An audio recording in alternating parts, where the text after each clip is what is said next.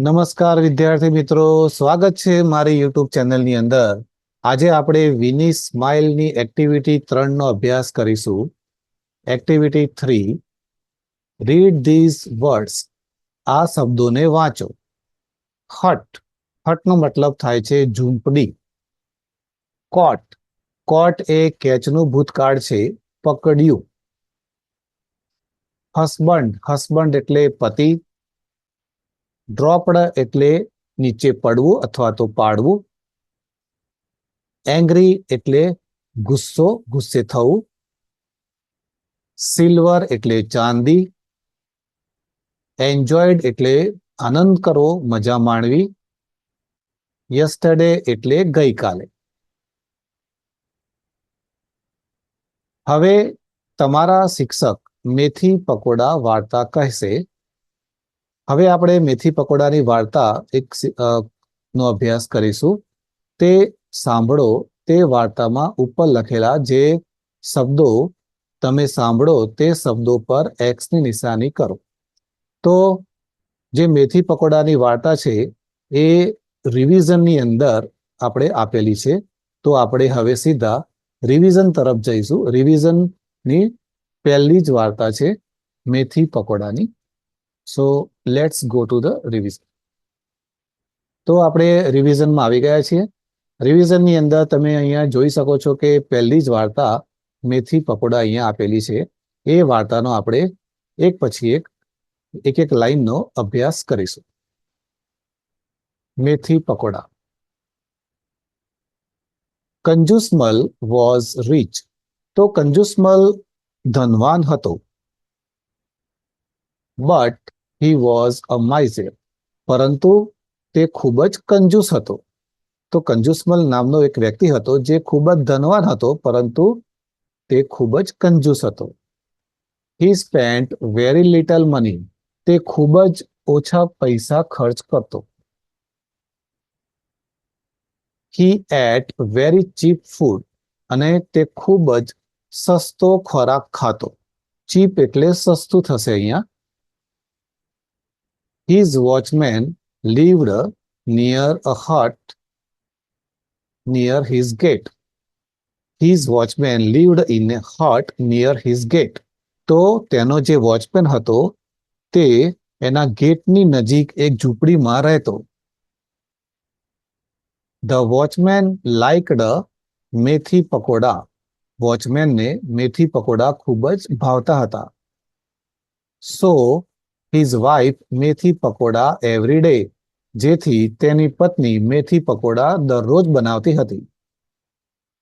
One day, એક દિવસ, the miser passed by the hut. એક દિવસ આ કંજૂસ એ વોચમેનની ઝૂંપડીની બાજુમાંથી પસાર થતો હતો. He caught the smell of મેથી પકોડા. અને તેને આ મેથી પકોડાની સુગંધ આવી. He liked it very much. તેને સુગંધ ખૂબ જ ગમી. Kanjusmal said to the watchman. કંજુસમલે વોચમેનને કીધું, I smell something good. મને ખૂબ સરસ સુગંધ આવી રહી છે. What is it? તે શું છે? The watchman replied. વોચમેને જવાબ આપ્યો, It is મેથી પકોડા. કે આ મેથી પકોડાની સુગંધ છે.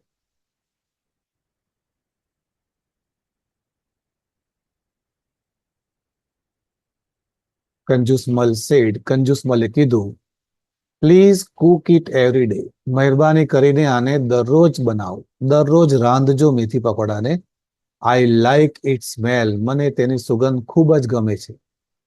So please. So the watchman and his wife made it every day. જેથી વોચમેન અને તેની પત્નીએ દરરોજ મેથીના પકોડા બનાવવા લાગ્યા. વન ડે, એક દિવસ, they went to the Kanjusmal. તેઓ કંજુસમલ પાસે ગયા.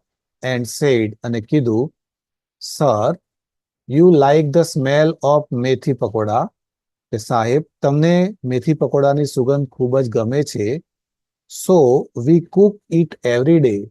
જેથી અમે મેથી પકોડા દરરોજ બનાવીએ છીએ. but પરંતુ મેથી પકોડા ઇઝ નોટ ચીપ. પરંતુ મેથી પકોડા ખૂબ સસ્તા નથી. અમારા માટે એ ડીશ ખૂબ જ મોંઘી છે.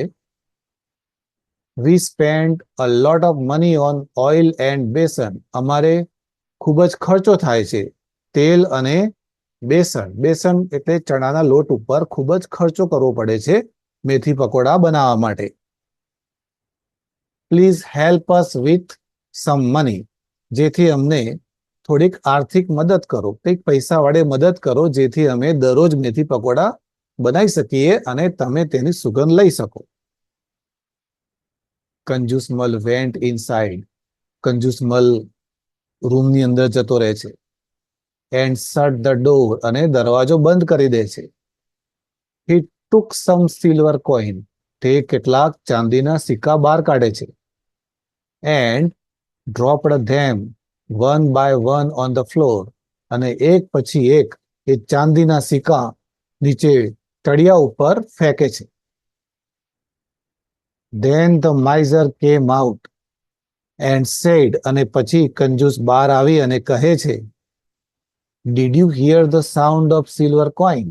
શું તે ચાંદીના સિક્કાનો અવાજ સાંભળ્યો?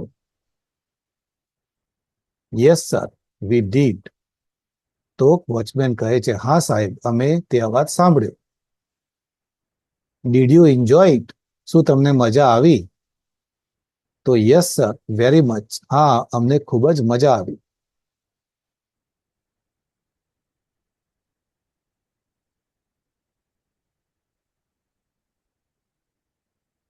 The miser said. પછી કંજૂસ કહે છે, I enjoyed the smell of your methi pakoda.